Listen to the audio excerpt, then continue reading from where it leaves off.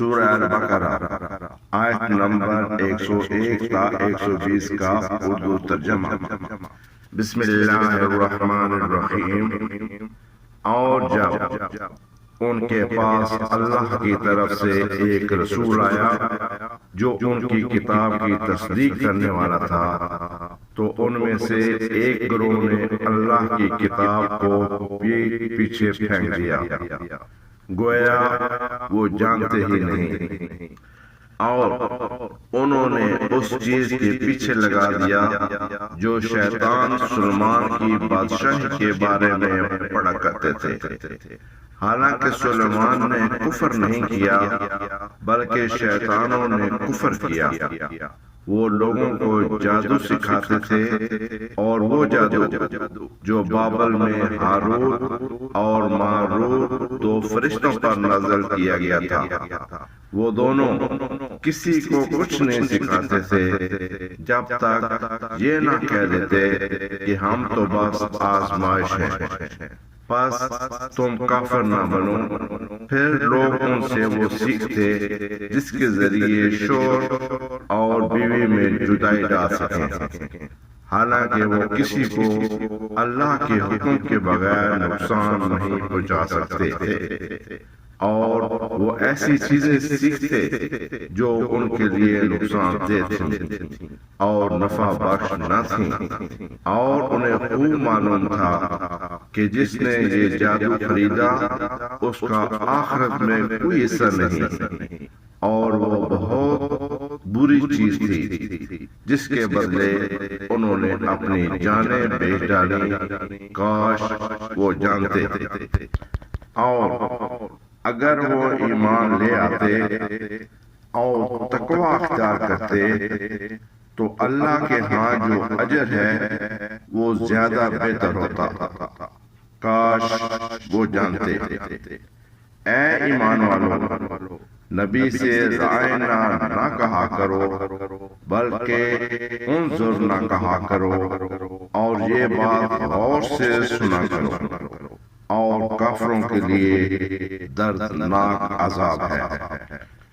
جو لوگ کفر کرتے ہیں اہل کتاب میں سے اور مشرکین، وہ نہیں چاہتے کہ تمہارے رب کی طرف سے تم پر کوئی بھلائی نازل ہو، حالانکہ اللہ جسے چاہتا ہے اپنی رحمت کے ساتھ مخصوص کر لیتا ہے، اور اللہ بڑے فضل والا ہے۔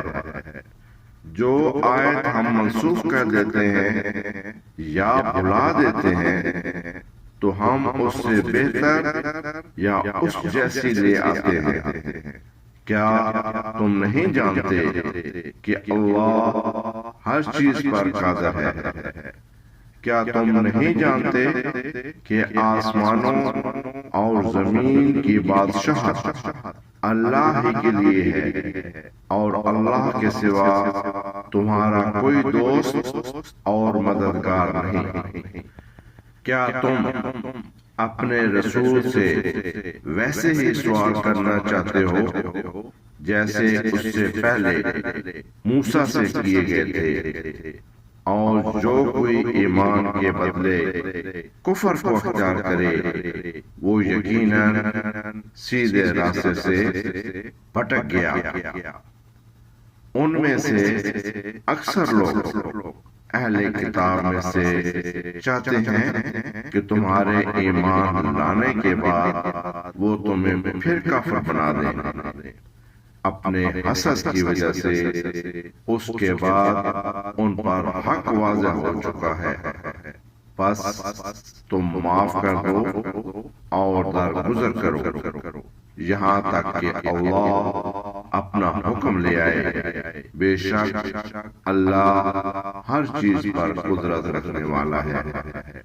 اور نماز قائم کرو اور زکوٰۃ دو، اور جو کچھ بھلائی تم اپنے لیے آگے بھیجو گے اسے اللہ کے ہاں پالو گے۔ بے شک اللہ تمہارے اعمال کو خوب دیکھنے والا ہے۔ اور وہ کہتے ہیں کہ جنت میں داخل نہیں ہوگا مگر وہی جو یہودی یا نصرانی ہو۔ یہ ان کی آرزویں ہیں۔ کہہ دو اپنی دلیل پیش کرو اگر تم سچے ہو۔ ہاں، جو بھی اپنا چہرہ اللہ کے تابع کر دے اور وہ نیکوکار ہو تو اس کا اجر اس کے رب کے پاس ہے، اور ان پر نہ کوئی خوف ہوگا اور نہ وہ غمگین ہوں گے۔ اور یہودی کہتے ہیں کہ نصارہ کسی چیز پر نہیں، اور نصارہ کہتے ہیں کہ یہودی کسی چیز پر نہیں، حالانکہ وہ سب کتاب پڑھتے ہیں۔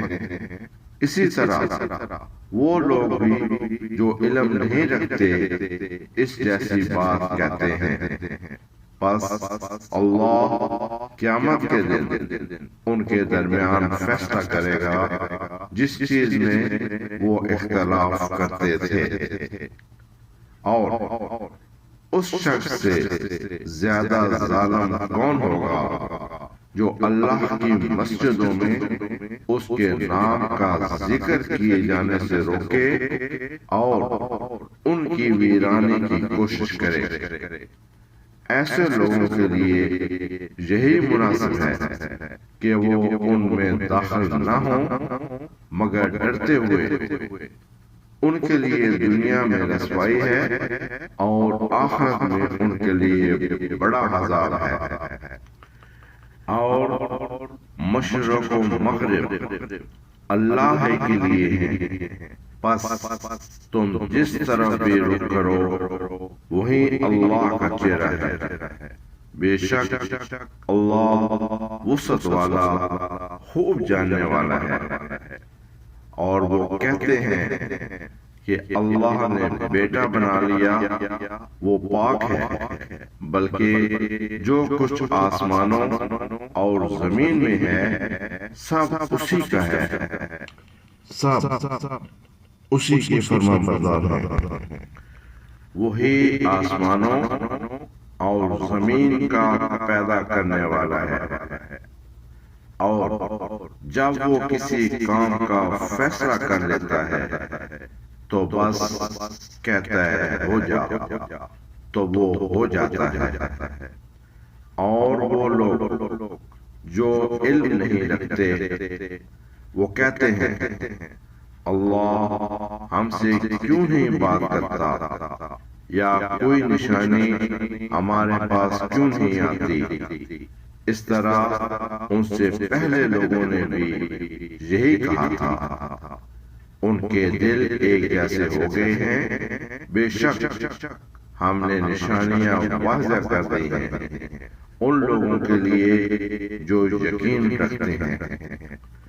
بے شک ہم نے تمہیں حق کے ساتھ خوشخبری دینے والا اور ڈرانے والا بنا کر بھیجا ہے، اور تم سے جہنمیوں کے بارے میں نہیں پوچھا جائے گا۔